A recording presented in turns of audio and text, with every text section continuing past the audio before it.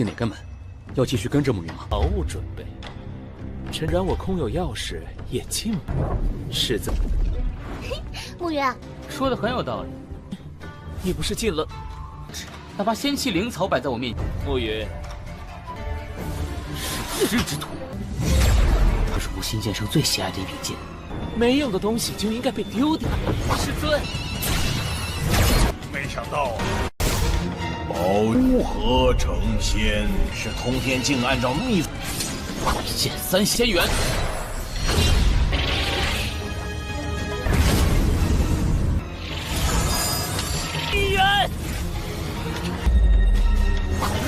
跟我一战。没赶上前，我就要了。破晓你的弱了，暮云。这些我把通天镜给我。暮云。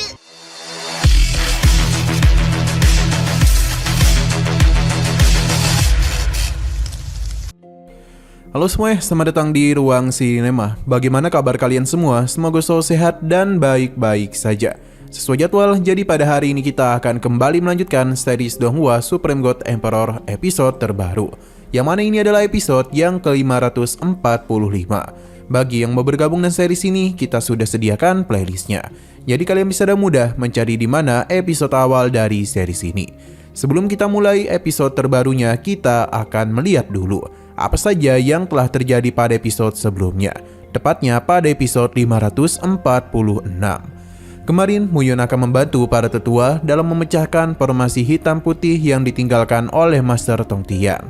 Yin Hao yang tidak ingin menerima bantuan dari Muyun kembali mencoba untuk menyelesaikan formasi itu. Tapi lagi dan lagi usahanya harus gagal. Bahkan dia yang mencoba menerobos secara paksa malah harus menerima luka yang cukup parah. Muyun sadar betul kalau menghancurkan formasi ini harus mengandalkan keberuntungan untuk bisa membukanya. Berhubung Lao Shu ada di sini, jadi Muyun akan memanfaatkannya. Meskipun dia selalu memiliki nasib buruk, tapi Muyun menggunakan hal itu supaya bisa memilih kotak mana yang benar. Dan sejauh ini tebakan Muyun benar. Walaupun Lao Shu merasa dibodohi, tapi inilah letak asiknya. Sampai pada puncaknya, Muyun berhasil menyelesaikan formasi itu. Tidak hanya itu saja, dia juga menyimpan roh ini, sebab formasi di sana sudah tidak bisa digunakan lagi. Sekarang kita akan melanjutkan episode terbarunya. Muyun bersama yang lainnya telah sampai di sebuah tempat. Hanya saja pintu-pintu di sini terlalu banyak yang membuat mereka bingung harus memilih pintu yang mana. Lao Shu menyarankan untuk berpencar saja, dan begitulah mereka pasti menemukan tempat yang tepat. Selain itu, bisa saja di setiap pintu memiliki hartanya masing-masing. Tapi Muyun ragu dengan perkataannya. Maka karena itulah dia pun mengajak mereka untuk mengikutinya, karena pintu yang dia pilih adalah yang benar. Setelah Muyun bersama yang lainnya memasuki pintu itu, Yunnan bersama bawahannya pun datang. Di mana ia penasaran pintu manakah yang akan tuannya pilih. Yunnan mengingatkan kalau dirinya sudah menjaga tempat ini selama ribuan tahun. Jadi tentu dirinya sudah siap. Baginya semua pintu itu hanyalah sebuah tipuan. Karena pintu sebenarnya berada di atas mereka. Yunnan langsung saja membuka portal tersebut. Ia berterima kasih kepada Muyun, pasalnya tanpa bantuannya, maka mungkin mereka tidak akan bisa sampai kemari. Yunnan bersama bawahannya pun segera memasuki tempat tersebut. 进哪个门？要继续跟着暮云吗？毫无准备。诚然，我空有钥匙，也进不了。是怎么？暮云， Sedangkan kelompok Muyun malah kembali pada titik awal. Lao Shu tidaklah tahu apa yang Muyun pikirkan, hingga dia menyadari kalau Muyun sengaja menunggu orang-orang itu, supaya membukakan pintu untuk mereka. Pujian pun kembali dilontarkan oleh para tetua atas kejeniusannya. Muyun tidaklah memiliki niatan untuk berdiam diri saja, karena bagaimanapun dendam ia dengan Yunnan harus segera diselesaikan. Inilah waktu yang tepat untuk mengakhiri segalanya. Muridnya bahkan bisa merasakan hal itu. Muyun bersama yang lainnya bergegas menyusul Yunnan.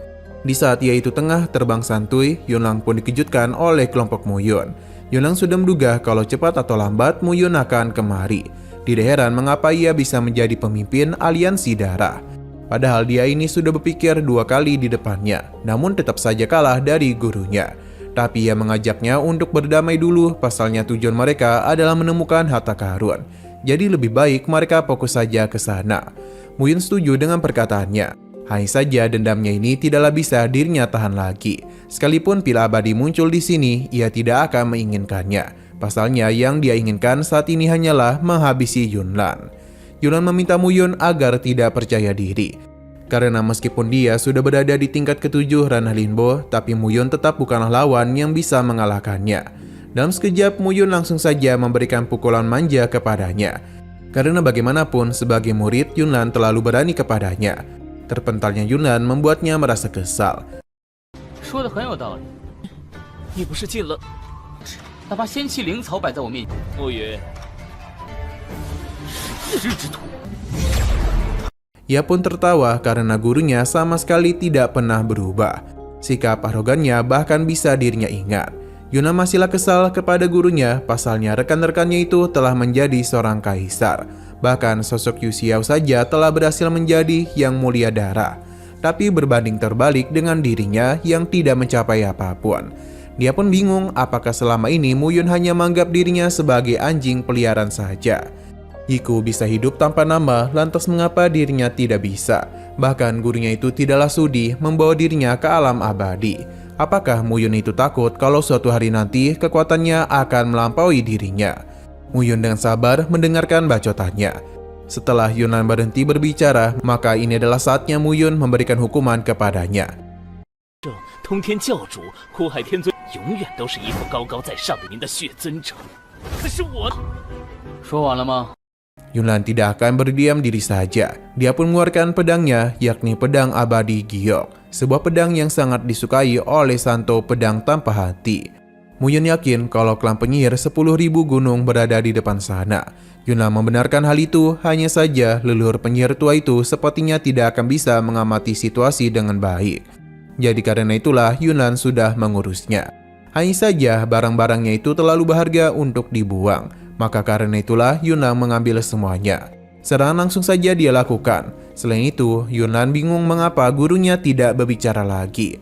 Apakah dia mulai ragu setelah mendengar dia kembali memanggilnya sebagai guru? Yunlan terlalu banyak membacot, bahkan serang Muyun saja sulit untuk dia tahan. Tapi pertarungan itu sempat terhenti oleh kedatangan dari para tetua lainnya. 这是无心剑圣最喜爱的一柄剑，没用的东西就应该被丢掉。师尊， 没想到啊， Mereka tidaklah menduga bisa melihat dua kekuatan besar dari dunia kecil Changhuang saling bertarung. Selain itu mereka juga mulai memberitahu ketidaksukaan mereka terhadap apa yang terjadi sebelumnya dan berjanji akan membalas Muyun. Namun kekuatan Muyun seketika saja menghentikan bacotan mereka sambil memberitahu kalau awalnya semua ini merupakan harta karun asli. Jadi seharusnya para tetua itu bersyukur dia izinkan masuk. Jika mereka berani berbuat macam-macam lagi, maka Muyun berjanji akan memberikan hukuman mati kepada mereka. Tetua Miao tidaklah menduga para pemimpin dari 10 dunia agung sekarang harus bertindak sesuai dengan keinginan Muyun. Tapi Yunlan yang merupakan penguasa dari Gunung Tongtian meminta mereka untuk tidak perlu khawatir. Para pemimpin paham dan mereka tidaklah memiliki niatan untuk bermusuhan dengannya. Jikapun Yunlan ingin menyelesaikan dendam pribadinya kepada Muyun, maka mereka tidak akan ikut campur. Selain itu, jika dia berhasil mengalahkan Muyun, maka mereka bersedia memberikan 30% harta yang didapatkan. Tawaran itu sangatlah menggiurkan dan dengan senang hati Yunlan menerimanya. Ketika para pemimpin pergi, Muyun penasaran apa yang sedang Yunlan rencanakan. Tapi ia tidaklah memberitahu hal itu karena seharusnya gurunya dapat melihat semua ini. Bagi Yunlan, para pemimpin itu sangatlah bodoh karena mereka mau membuat keputusan dengannya tanpa tahu apa yang dia inginkan. Yang mana Muyun tahu betul kalau Yunlan sedang mencari pedang surgawi. Tapi semua itu tidak akan bisa dia dapatkan. 此地还是我悬空山。师尊，想要的是什么都不知道。3成是拿不到通天镜的。 Yunlan benar-benar kesal atas apa yang telah Muyun katakan kepadanya. Dia sudah menyiapkan sebuah serangan yang dia yakini tidak akan ada lagi yang bisa menghentikan tindakannya. Terlebih lagi dalam waktu yang singkat dirinya akan segera mencapai alam surgawi. Sedangkan mereka semua akan dipastikan mati di sini. Setelah berhasil mengurung gurunya, Yunlan membuka sebuah celah ruang agar bisa melarikan diri. Hanya saja Muyun sangat mudah menghancurkan formasi itu. Tidak berhenti sampai di situ saja, Muyun juga telah menciptakan sebuah serangan yang akan menghabisinya. Namun tiba-tiba saja sebuah suara pun terdengar yang mengatakan mengenai harta pedang surgawi tertinggi. Tapi sesuatu yang aneh telah terjadi, di mana sosok Muyun keluar dari cermin tersebut. Ini merupakan klon yang dicetak langsung oleh Tong Tianjing berdasarkan kemampuan orang yang memiliki harta karun rahasia. Golongan Yuxian meminta Muyun berhati-hati, pasalnya klon itu memiliki kekuatan di atasnya. Muyun langsung saja melakukan penyerangan kepada klon tersebut. Namun dapat mudah klon itu tahan. Bahkan klon ini tidaklah menggunakan batu dewa. Muyun meminta Yuxian untuk mendengarkannya karena dia memiliki sebuah rencana.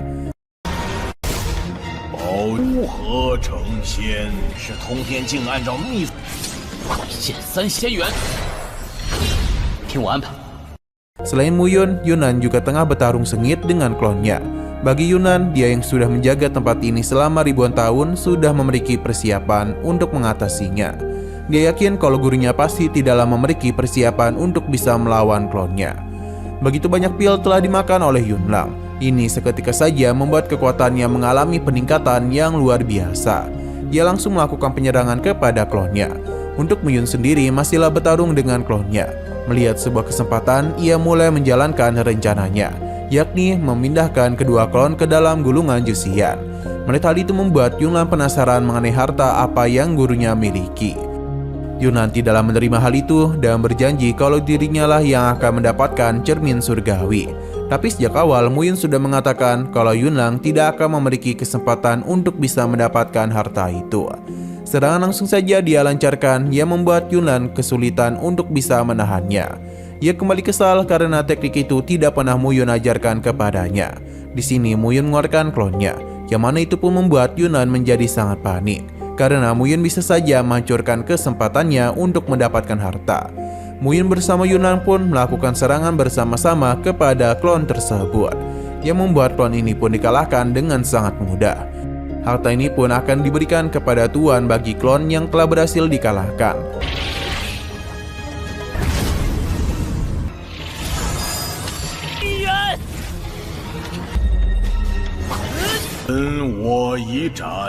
Yunnan benar-benar senang karena meyakini kalau harta tertinggi tersebut telah berhasil menjadi miliknya.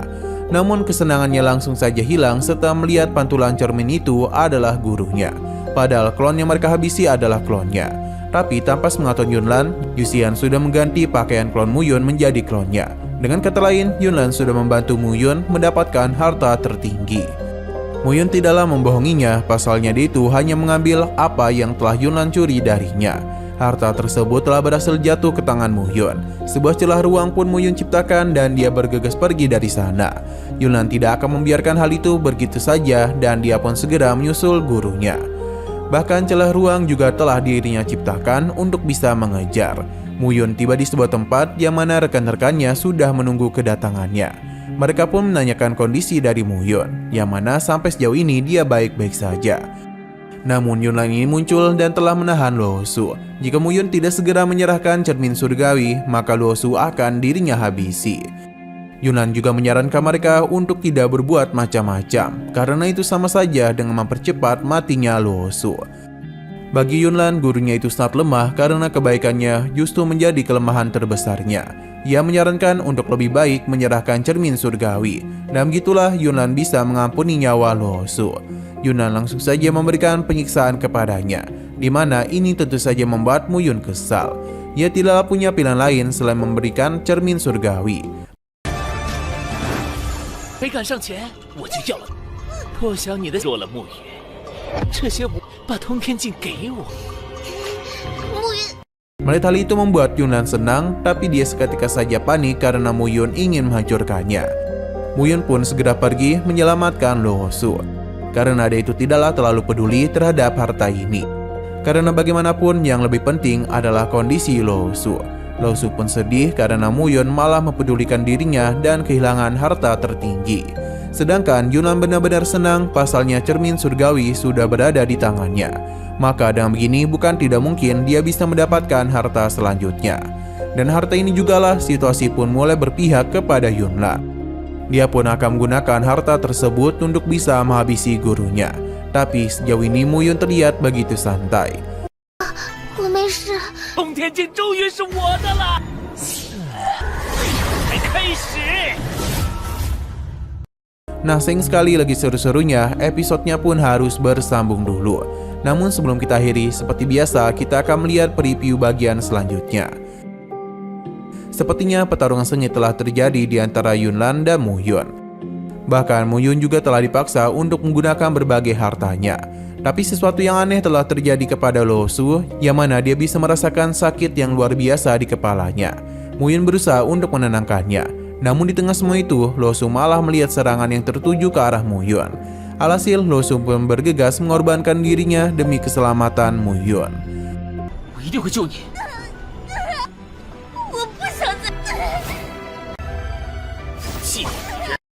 Oke, sekian dulu pada video kali ini. Untuk video selanjutnya akan segera hadir. Jadi bagi kalian yang mengikuti series ini, langsung saja klik subscribe dan aktifkan loncengnya. Terima kasih yang sudah menonton video sampai habis. Jika kalian suka pada video ini, klik like dan share ke teman-teman kalian tentang channel ini. Dan ditunggu aja kelanjutannya. Oke, sampai jumpa di video selanjutnya.